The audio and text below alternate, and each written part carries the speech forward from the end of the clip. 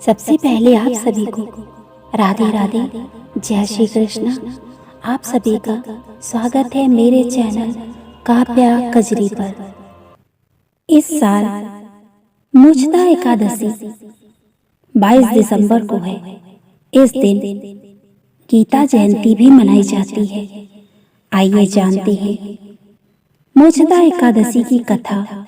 मुहूर्त पुराणों के अनुसार श्री कृष्ण भगवान ने अर्जुन को बताया था, मोक्षदा एकादशी पर विष्णु जी का पूजन श्री दामोदर रूप में किया जाता है। मोक्ष प्राप्ति के लिए मार्गशीर्ष माह के शुक्ल पक्ष की मोक्षदा एकादशी बहुत महत्वपूर्ण मानी जाती है। ये एकादशी व्यक्ति को सांसारिक मोह के बंधन से मुक्ति और पितरों को मोक्ष दिलाने वाली मानी जाती है।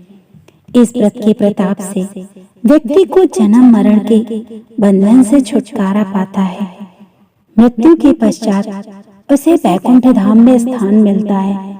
इस साल मोक्षदा एकादशी 22 दिसंबर को है। इस दिन गीता जयंती भी मनाई जाती है।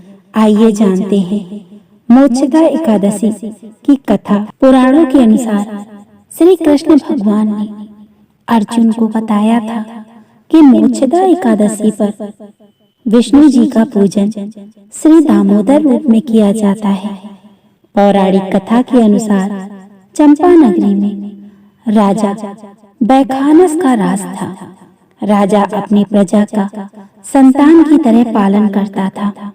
नगर की जनता राजा की प्रजा के प्रति न्याय व्यवस्था से बहुत खुश थी। एक रात राजा ने सपने में देखा कि उनके पूर्वज नरक में यातनाएं भोग रहे हैं। पितरों की स्थिति जानकर वह बहुत दुखी हुआ। सुबह होते ही उन्होंने राज्य के पुरोहित को बुलाकर पूर्वजों की मोक्ष प्राप्ति का उपाय जाना। राजा के आंतरिक दुख की पीड़ा को सुनकर ब्राह्मणों ने कहा कि इस समस्या का हल पर्वत ऋषि ही निकाल सकते हैं। इसके बाद राजा बैखानस पर्वत ऋषि के आश्रम पहुंचे और नरक भोग रहे पितरों की मुक्ति का मार्ग जानने का आग्रह किया। पर्वत मुनि ने बताया कि उनके पूर्वजों की ये दुर्दशा उनके पिछले जन्म में किए पाप के कारण हुई है। उन्होंने पूर्व जन्म में अपनी पत्नियों में भेदभाव किया था। अपनी बड़ी रानी के कहने में आकर राजा के पिता ने अपनी दूसरी पत्नी को ऋतुदान मांगने पर नहीं दिया था।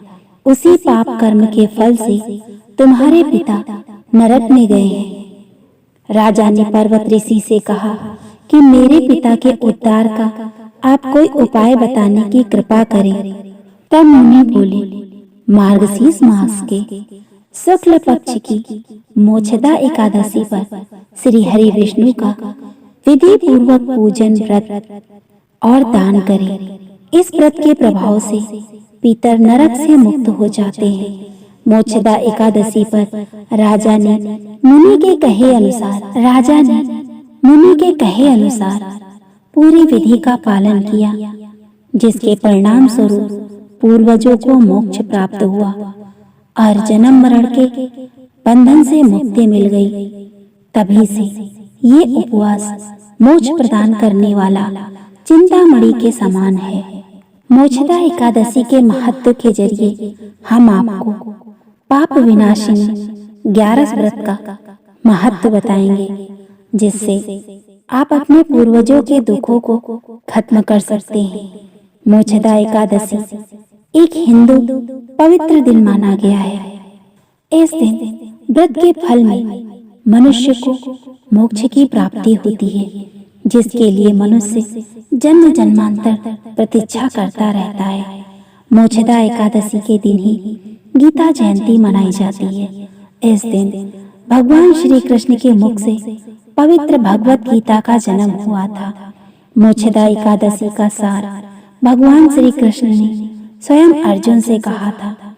इस पवित्र दिन की कहानी भगवान के मुख से उद्धत हुई थी।